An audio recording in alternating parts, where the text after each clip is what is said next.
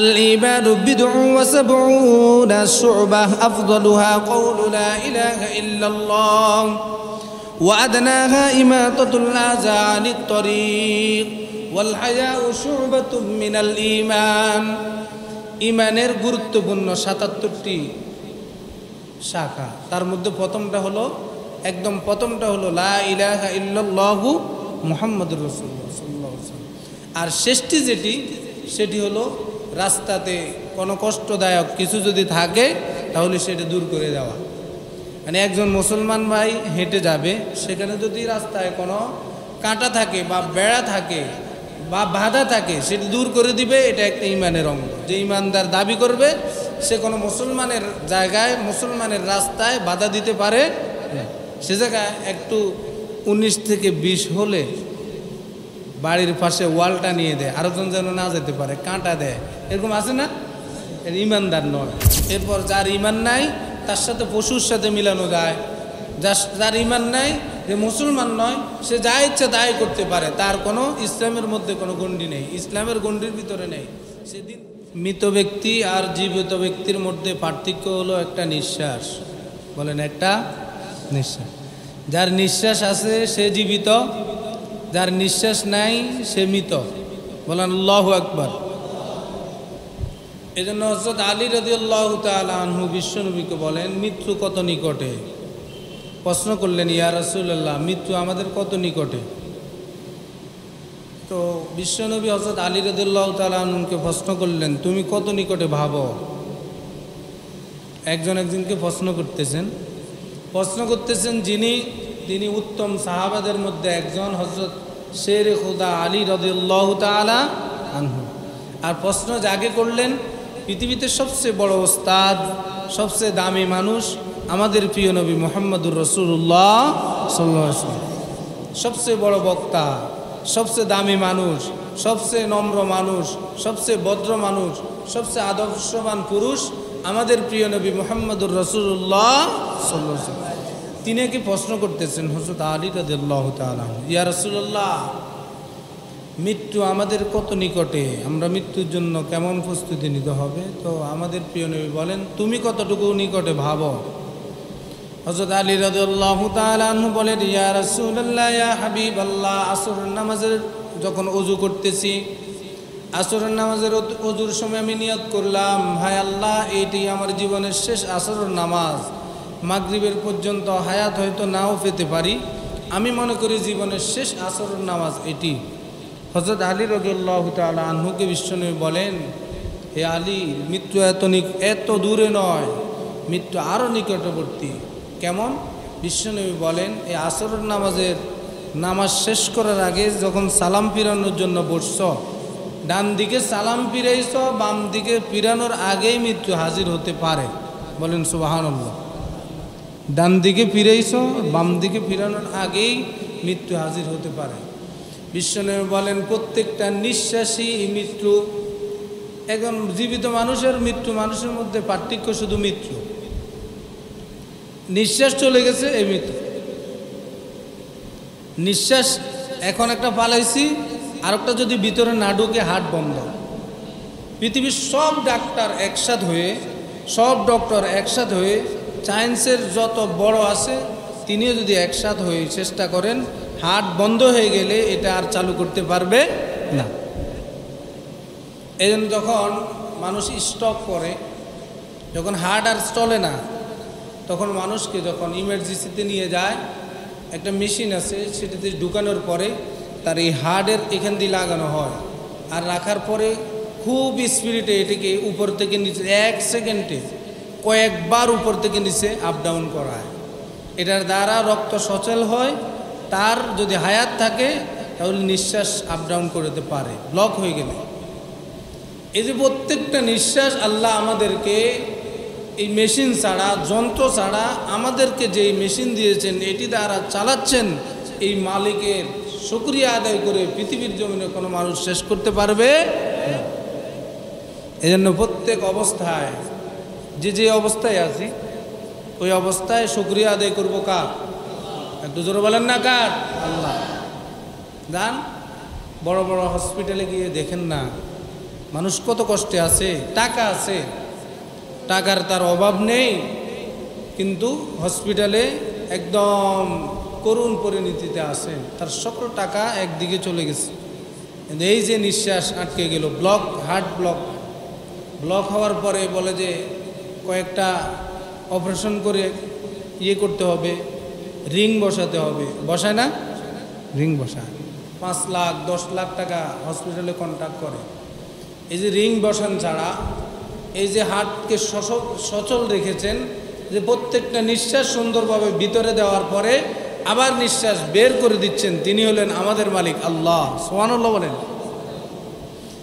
এই জন্য আমাদের প্রিয় নবী মুহাম্মদ আরবি সাল্লাল্লাহু আলাইহি ওয়াসাল্লাম সমস্ত উম্মতদেরকে সবক দিচ্ছেন, প্রত্যেকটা নিঃশ্বাস হলো তোমার, প্রত্যেকটা নিঃশ্বাস হলো তোমার হায়াত। কত বছর বাঁচবে এটা অনেক দূরের কথা, কত মাস বাঁচবে, কত দিন বাঁচবে, কত সপ্তাহ বাঁচবে এটা অনেক দূরের কথা।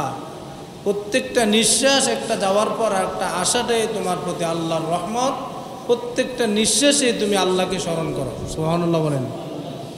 এই জন্য নিঃশ্বাসে নিঃশ্বাসে কাকে স্মরণ করব? সবাই বলেন না, কাকে?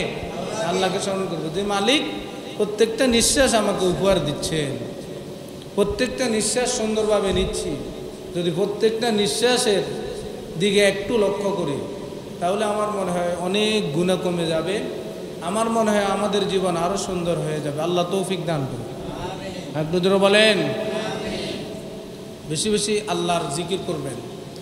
আমাদের প্রিয় নবী মুহাম্মদ আরবি সাল্লাল্লাহু আলাইহি ওয়াসাল্লাম আমাদেরকে সবক দিচ্ছেন, হে আমার উম্মতেরা, বেশি বেশি করে জিকির করো, তাহলে তোমার হার্ট ভালো থাকবে, চিন্তামুক্ত জীবন থাকবে, বেশি বেশি জিকির।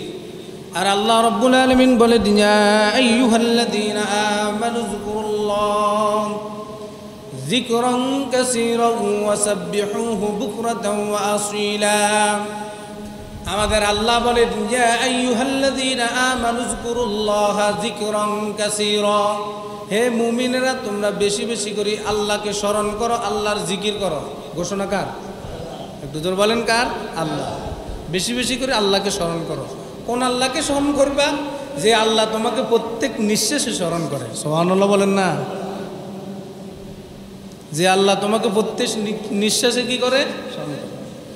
হাদিসের মধ্যে পেয়েছি, আমাদের প্রত্যেকটা দম, প্রত্যেকটা নিঃশ্বাস বের হওয়ার পরে আল্লাহকে জিজ্ঞাসা করে, আল্লাহ অমুক এলাকার অমুক বান্দার হাড়ের ভিতর কি আবার ঢুকবো নাকি?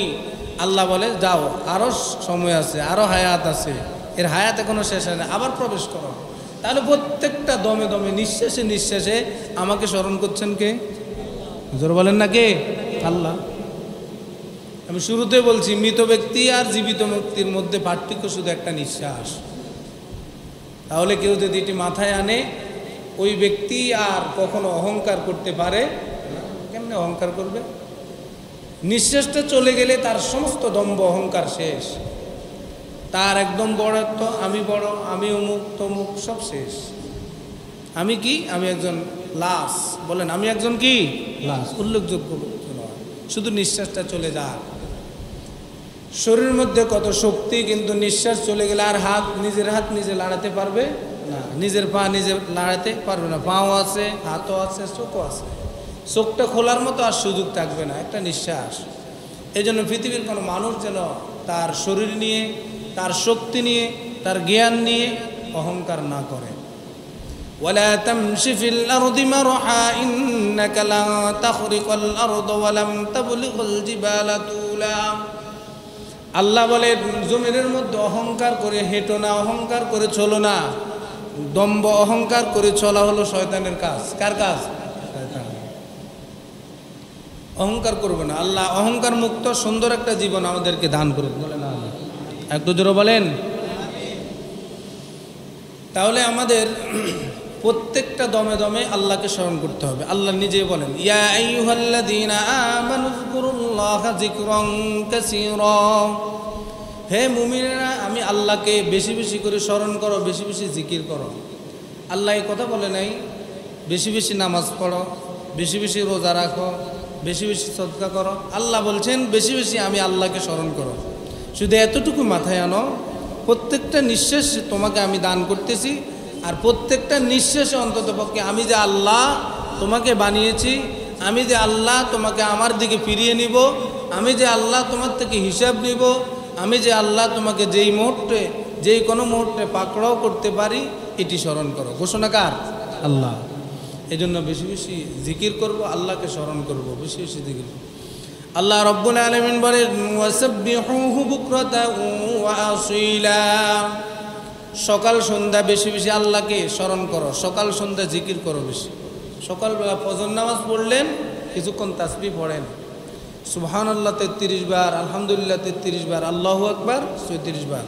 এরপরে বসে বসে নামাজের মুসলায় বসে বসে জিকির করেন, আল্লাহকে একটু স্মরণ করেন। আল্লাহ নিজে বলছেন, সবক দিচ্ছেন, সকাল সন্ধ্যা বেশি বেশি আল্লাহকে স্মরণ করো। এরপর মাগরিবের পরে আল্লাহকে স্মরণ করো। ফজরের পরে ফজরের আমলগুলোর পরে সূরা আসরের শেষ 3 আয়াত আছে, পড়ো। সহজ না?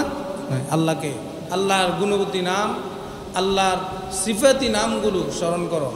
হুয়াল্লাহুল্লাযী লা ইলাহা ইল্লা হুয়া আলিমুল গায়ব ওয়াশ শাহাদাতি হুয়ার রহমানুর রহিম। এভাবে পিছনের সূরা শেষ 3 আয়াত পড়ো। আমাদের প্রিয় নবী মুহাম্মদ আরবি সাল্লাল্লাহু আলাইহি সাল্লাম বলেন, কোন উম্মত যদি ফজরের পরে এই 3 আয়াত পড়ে, তার জন্য মাগরিব পর্যন্ত পুরা দিন 70,000 ফেরেশতারা দোয়া করতে থাকবে, সকাল সন্ধ্যার আমল মধ্যে। আবার মাগরিবের পরে যদি কোনো উম্মত মাগরিবের নামাজ জামাতের সহিত আদায় করলো, এরপরে তাসবিহগুলো শেষ করে সূরা আসরের শেষ 3 আয়াত পড়লো, আমাদের প্রিয় নবী মুহাম্মদ আরবি সাল্লাল্লাহু আলাইহি ওয়াসাল্লাম বলেন, ফজর পর্যন্ত 70,000 ফেরেশতারা ওই ব্যক্তির মাগফিরাতের জন্য দোয়া করবে। সুবহানাল্লাহ। আর যে ব্যক্তির জন্য ফেরেশতারা দোয়া করবে, আল্লাহ ওই ব্যক্তিকে সমস্ত বিপদ আপদ থেকে, বলা মুসিবত থেকে রাত্রিবেলায় হেফাজত করবে। সুবহানাল্লাহ বলেন না? পীর সাহেবের কাছে যায় দোয়ার জন্য, যায় না? অমুক হুজুরের কাছে দোয়ার জন্য যায়, তমুক হুজুরের জন্য দোয়ার জন্য যায়। অনেক আলেম ওলামার কাছে গিয়ে হাদিয়ে দিয়ে বলে, আমার জন্য একটু দোয়া করিয়েন। অথচ আল্লাহর নবী, প্রিয় নবীর মতো আর পীর পৃথিবীতে আসবে? বড় পীর, বড় ওস্তাদ, বড় শায়েখ, বড় উপদেশদাতা আমাদের প্রিয় নবী বলেন, রাত্রিবেলায় মাগরিবের পরে, সন্ধ্যাবেলায় মাগরিব পড়ে যখন তুমি সূরা আসরের শেষ 3 আয়াত পড়লা, রাত্রিবেলায় তুমি ঘুমাইবা, ফেরেশতারা তোমার জন্য দোয়া করবে। একটু জোরে বলেন না? মুসলমান ভাইরা আমার, আল্লাহ আমাদের সবাইকে আমল করার তৌফিক দান করুন। আর একটু জোরে বলেন।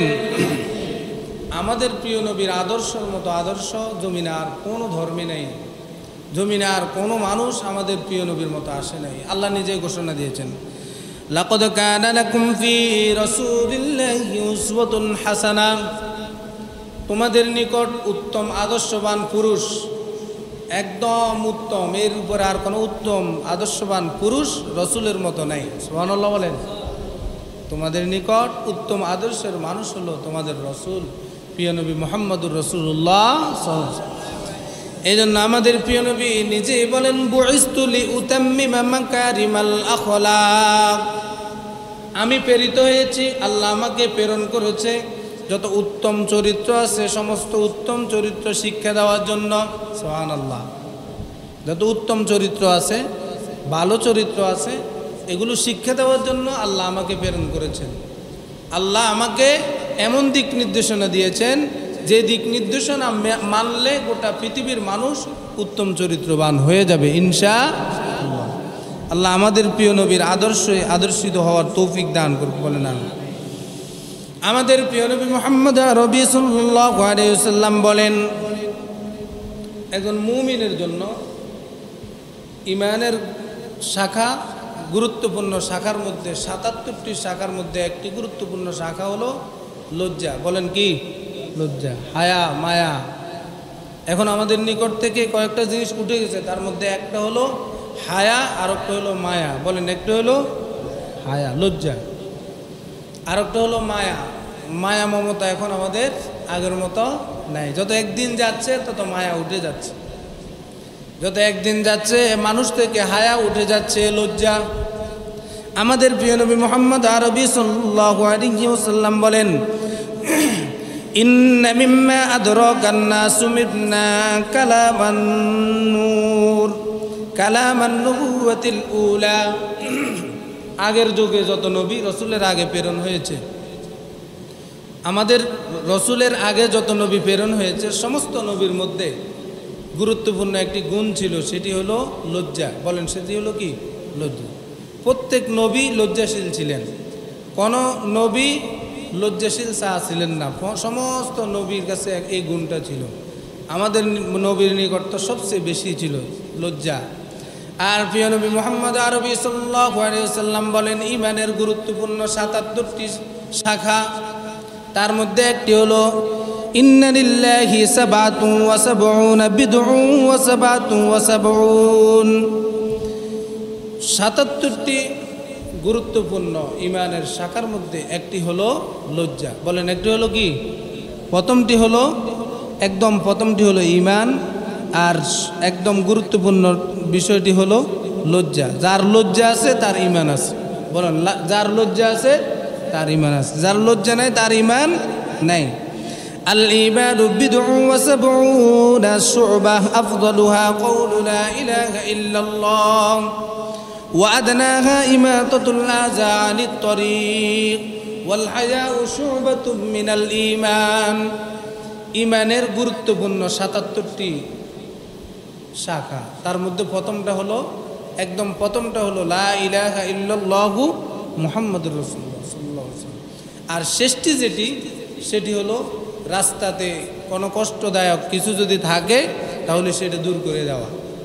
মানে একজন মুসলমান ভাই হেঁটে যাবে, সেখানে যদি রাস্তায় কোনো কাঁটা থাকে বা বেড়া থাকে বা বাধা থাকে, সেটি দূর করে দিবে। এটা একটা ঈমানের অঙ্গ। যে ঈমানদার দাবি করবে সে কোনো মুসলমানের জায়গায়, মুসলমানের রাস্তায় বাধা দিতে পারে না। সে জায়গায় একটু ১৯ থেকে ২০ হলে বাড়ির পাশে ওয়ালটা নিয়ে দেয়, আরেকজন যেন না যেতে পারে, কাঁটা দেয়। এরকম আছে না? এর ঈমানদার নয়। এরা মানুষ হতে পারে, তবে মানুষ নয়, পশুর মতো মানুষ। এটা হলো ঈমানের গুরুত্বপূর্ণ একটা অংশ। রাস্তায় যদি কেউ কাটা পড়েও থাকে বা বাধা থাকে, এটি আরেকজন সরাই দিবে, এটা হলো ঈমানদার। আর যদি কেউ কোনো রাস্তা দিয়ে হেঁটে যায় মানুষের সুবিধার্থে, জমিন তো সবগুলো জমিনের মালিক কে? আল্লাহ। কিছুদিন আপনাকে মালিক দেওয়া হয়েছে আর কি, এই জন্য কি আপনি আরেকজনের রাস্তার মধ্যে কাঁটা দিবেন? না। এটার মধ্যে আবার ব্যাখ্যা আছে। আপনি গাছ গছড়া যেগুলো আপনার দ্বারা এগুলো আপনার উপকার হবে, এগুলো ভেঙে ফেলবে, নষ্ট করবে, এগুলোর জন্য বেড়া দেন, ঠিক আছে। কিন্তু একজন মুসলমান ভাই হেঁটে যায়, সে জায়গা দিয়ে কাঁটা দেওয়া, সে জায়গা দিয়ে ওয়াল টেনে দেওয়া, এটা হলো ঈমানের একদম বিপরীত। যার মধ্যে এগুণ থাকবে সে মুমিন হতে পারবে না, ঈমান তার থাকবে না। আমাদের প্রিয় নবী বলেন, ১ নাম্বার ঈমানের গুরুত্বপূর্ণ ১ নাম্বার বিষয় হলো আল্লাহর উপর ঈমান আনা, কালিমা পড়া।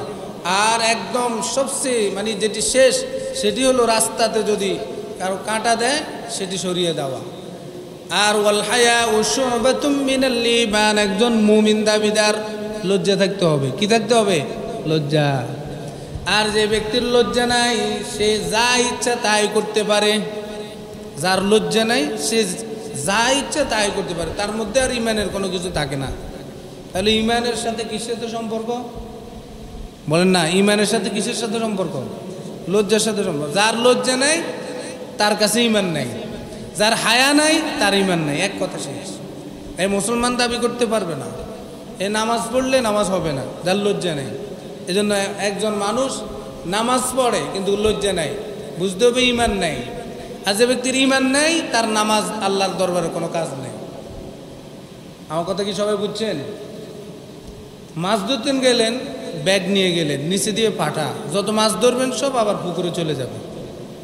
ঈমান নাই, নামাজ পড়তে আসে, এই নামাজের কোনো গুরুত্ব, এই নামাজ আল্লাহর নিকট কবুল হবে না। নামাজ কবুল হতে হলে, ইবাদত কবুল হতে হলে, জান্নাতে যেতে হলে আপনাকে মুমিন হতে হবে, ঈমানদার হতে হবে। এই ঈমানের ৭৭টি শাখার মধ্যে এটি হলো একটি গুরুত্বপূর্ণ বিষয়, সেটি হলো লজ্জা।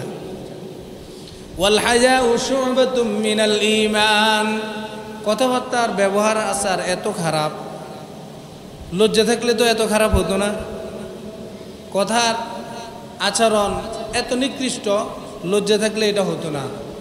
কার সাথে কথা বলে? শাশুড়ির সাথে কথা বলে। মনে হয় যে প্রত্যেকটা কথা জড়গা, প্রত্যেকটা কথা বিষাক্ত, প্রত্যেকটা আচরণ মনে হয় যে কলিজায় আঘাত লাগে, ঠিক কি না? এটা লজ্জা ছাড়া। আর যার লজ্জা নেই তার ঈমান নেই।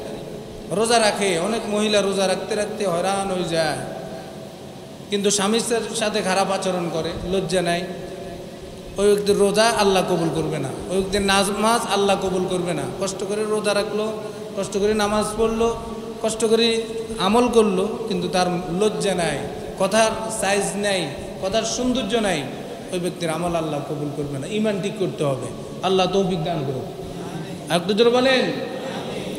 আমাদের প্রিয় নবী মুহাম্মদ আরবি সাল্লাল্লাহু আলাইহি ওয়াসাল্লাম মানুষের সাথে কথা বলার সময় কত লজ্জা ছিল, উপরের দিকে তাকাতেন না, নিচের দিকে তাকাতে কথা বলতেন। কারণ একজন মানুষ যদি, একজন বাচ্চা যদি সে উপরের দিকে তাকায়, মুরব্বী চোখে চোখে তাকায় কথা বলে, তার লজ্জা আস্তে আস্তে চলে যায়। যখন লজ্জা চলে যায়, এরপরে দেখা যায় এরপরের দিন চোখ ঘোরায় কথা বলে, এরপরের দিন খারাপ আচরণ করে, এরপরের দিন তার গায়ে হাত তুলে দেয়। অনেক মুরব্বীর গায়ে ছোট বাচ্চারা হাত তোলে না? কিশোররা তোলে, যুবকরা তোলে, লজ্জা নাই। তাই ঈমান হারা। ঈমান যার থাকবে সে যেন লজ্জা করে, নিচের দিকে তাকায় কথা বলে। ছোট বাচ্চাদেরকে শিক্ষা দিবেন, কথা বলার সময় নম্রতা, ভদ্রতা, চোখ নিচের দিকে যেন থাকে। যদি উপরের দিকে তাকায় তাকায় জোর গলায় কথা বলে, মনে করতে থাকতে হবে প্রথমে ঈমান নাই। এরপর যার ঈমান নাই তার সাথে পশুর সাথে মিলানো যায়। যার ঈমান নাই, যে মুসলমান নয়, সে যা ইচ্ছা তাই করতে পারে, তার কোনো ইসলামের মধ্যে কোনো গণ্ডি নেই, ইসলামের গণ্ডির ভিতরে নেই। সে দিন দিন পশু হয়ে যাবে, সে দিন দিন কুকুরের আচরণ করবে, সে দিন দিন শুকরের আচরণ করবে, এক সময় নিকৃষ্ট মানুষ হয়ে দুনিয়া থেকে বিদায় নেবে। বলেন নাউজুবিল্লাহ। এজন্য ঈমানের গুরুত্বপূর্ণ বিষয়টি হলো লজ্জা। আল্লাহ আমাদের সবাইকে লজ্জাশীল হওয়ার তৌফিক দান করুন, বিনয় হওয়ার তৌফিক দান করুন, নম্র হওয়ার, ভদ্র হওয়ার, ইসলাম বুঝার, ইসলাম থেকে শিখার, মা বাবার সাথে সুন্দর আচরণ করার। আর যারা মুরব্বী আছি তারা ছোটদেরকে আমরা স্নেহ করব, সুন্দর ভাষায় কথা বলবো। এটা হলো মুরব্বীদের জন্য লজ্জা। এখন মুরব্বী আচরণ করে, প্রত্যেক কথায় গালি দেয় ছোট বাচ্চাকে, তো ওই আর ভালো কিছু শিখার মতো সুযোগ পায় না। কারণ আপনি তাকে, তার রক্ত আর আপনার রক্ত সমান নয়। আপনার বয়স 60 বছর, তার বয়স এখন 12 বছর। 12 বছরের যার মেজাজ যেমন, আপনার মেজাজ তেমন নয়। আপনি এই 12 বছর অতিক্রম করে এসেছেন, আপনার মেজাজ 12 বছর সময় কেমন ছিল, আপনি তার সাথে কথা বলার সময় আপনার মেজাজ থাকতে হবে 12 বছরের, ঠিক কিনা? একটা 7 বছরের বাচ্চার সাথে কথা বলার সময় আপনার 70 বছর বয়স, তখন আপনি কথা বলতে হবে 7 বছর বয়সী বাচ্চার মেজাজ অনুযায়ী। আপনি 70 বছর এখানে ওর 7 বছরের উপর প্রয়োগ করবেন, তাহলে ভুল হবে। এই জন্য ছোটো বাচ্চাদেরকে সুন্দর আচরণে কথা বলতে হবে। তাদের থেকে যদি ভালো কিছু পেতে চান, তাদের থেকে যদি ভালো ব্যবহার পেতে চান, ছোটো বাচ্চারা একটু এলোমেলো করলে আপনি অনেক চেতে যান। আপনার মেজাজ 70 বছরের রাখা যাবে না। 7 বছরের সময় আপনি কেমন ছিলেন এটি মাথাতে একটু ঘুরাই আনতে হবে, ঠিক কিনা? তখন আপনি তাদের থেকে ভালো কিছু পাবেন। এই জন্য আমরা যারা মুরব্বী, যে অবস্থানে আছি, যে বয়সী আছি, আমরা যেন ছোটদের সাথে ভালো আচরণ করি। শাশুড়ি যেন তার বোর সাথে ওই আচরণটা করে যখন তিনি বউ ছিলেন, তখন তিনার মেজাজটা কেমন ছিল, এটি যদি শাশুড়ি মাথার মধ্যে আনে, তাহলে কখনো বউ আর খারাপ আচরণ করবে না।